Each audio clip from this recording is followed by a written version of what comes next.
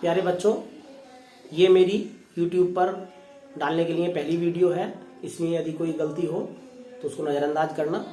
लेकिन जो मैं तुम्हें पढ़ाने जा रहा हूँ उस चीज़ पे ध्यान देना। आज हम बच्चों बहुपद के बारे में पढ़ेंगे। बहुपद क्या है? बहुपद यानी के पॉलिनोमियल।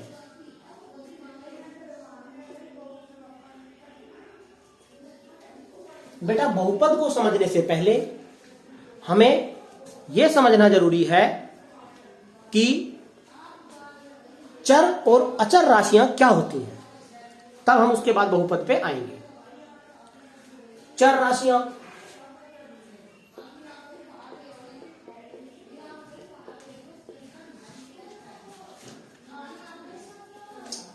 यानी के वेरिएबल।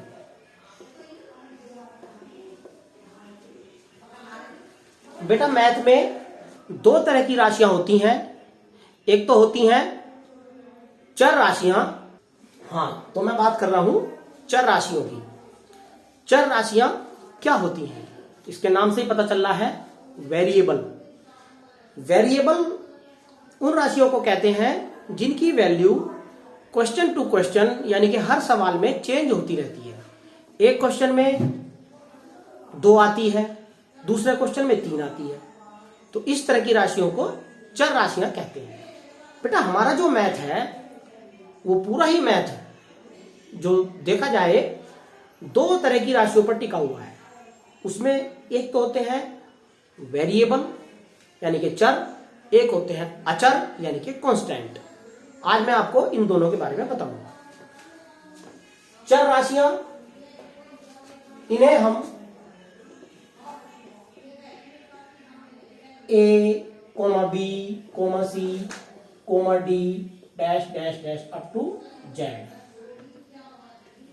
से लिखते हैं।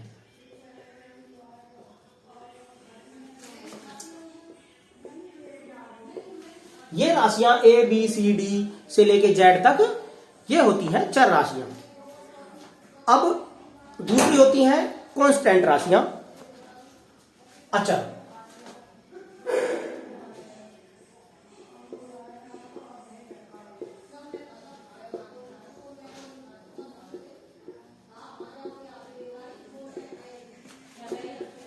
जो नंबर्स होते हैं जिनकी वैल्यू फिक्स होती है उन्हें कहते हैं कांस्टेंट राशियां। जैसे 1 2 3 4 5 6 7 8 इनकी वैल्यू फिक्स होती है। अगर 2 का मतलब 2 है तो वो 2 ही रहेगा, कभी 2 की वैल्यू 3 नहीं हो सकती, 2 कभी 1 के इक्वल नहीं हो सकता, ये इसकी वैल्यू सेम रहेगी।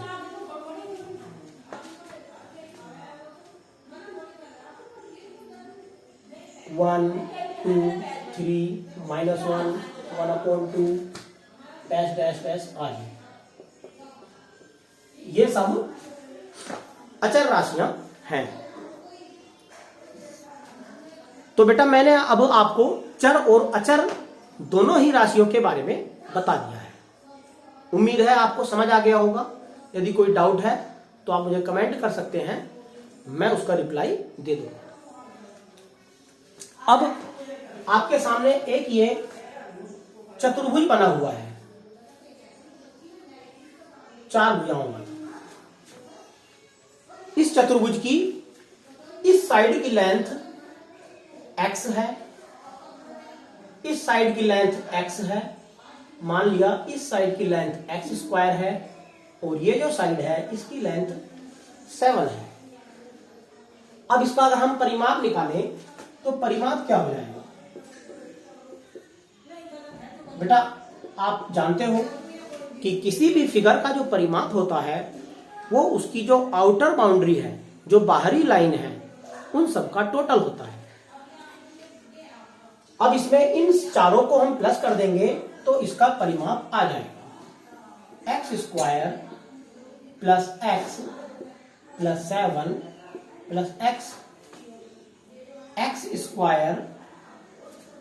ये वाला x और ये वाला x प्लस हो जाएंगे। तो x प्लस x ये 2x बन जाएगा प्लस 7, इसका परिमाप ये आ गया। अब ये क्या है, इसको जरा ध्यान से देखिए। इसमें चर भी है, अचर भी है।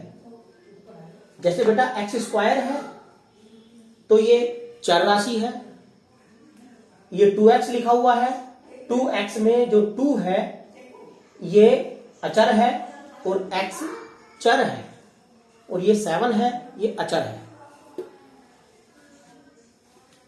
इसी को यानी कि एक तरह से हम कह सकते हैं कि ये एक कॉम्बिनेशन है चर और अचर राशि का, वेरिएबल और कांस्टेंट का, ये एक कॉम्बिनेशन है। तो इस तरह के कॉम्बिनेशन को ही हम बहुपद कहते हैं, यही एक बहुपद है। यह एक बहुपद है।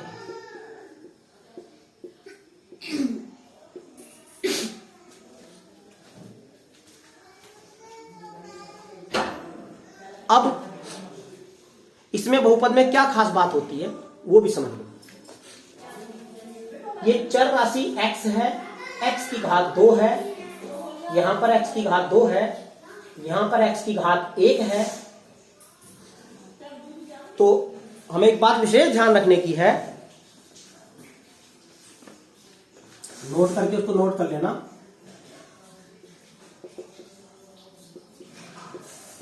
बहुपद में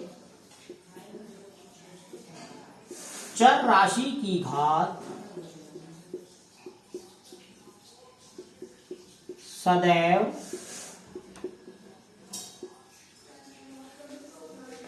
एक पूर्ण संख्या होती है। क्या होती है?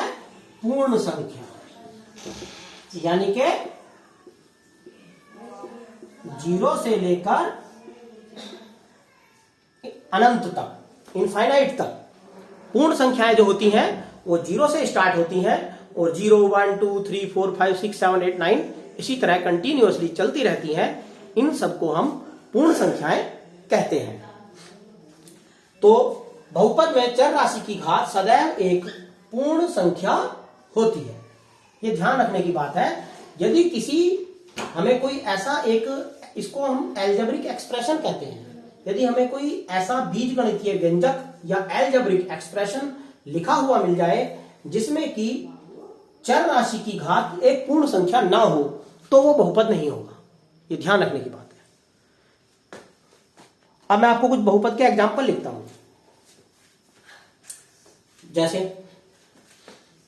बहुपद के उदाहरण,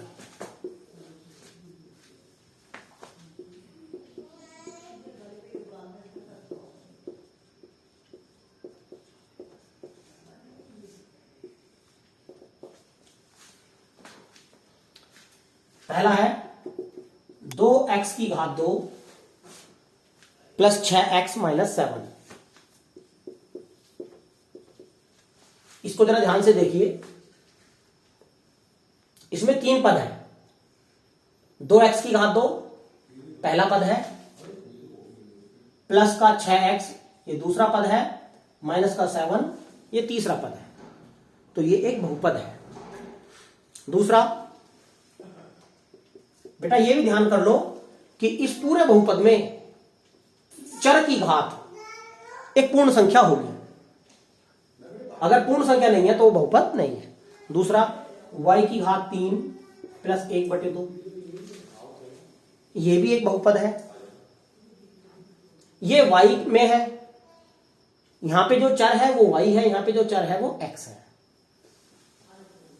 तीसरा t की घात 3 minus 1/2 t square plus t minus 6, ये भी एक बहुपद है। अब इसमें एक और लिखता हूं, चौथा 7, ये भी एक बहुपद है। इसमें वेरिएबल नहीं है, केवल कांस्टेंट है, लेकिन हम इसको बहुपद ही कहेंगे। देखो क्यों कहेंगे बहुपद? क्या 7 को हम 7 मल्टीप्लाई x की घात 0 लिख सकते हैं? तो इसमें भी चर की घात 0 है जो कि एक पूर्ण संख्या है, अतः यह भी एक बहुपद है। अब बराबर क्या आ जाएगा, ये 7 के बराबर आ जाएगा, तो इसलिए इसको इस तरह लिख सकते हैं। तो हम इसको देख के हम कह सकते हैं कि यह एक बहुपद है। कोई और एग्जांपल, जैसे केवल x, ये भी बहुपद है। ये सारे बहुपद एक चर में है, इन सब में एक चर है, बस ये इसको छोड़ के इसमें कोई चर नहीं है, इन सब में एक चर है। अब कुछ एग्जांपल मैं आपको ऐसे लिखता हूं जो बहुपद नहीं है, उनको पहचानना जरा, क्या उसमें और उसमें क्या अंतर है।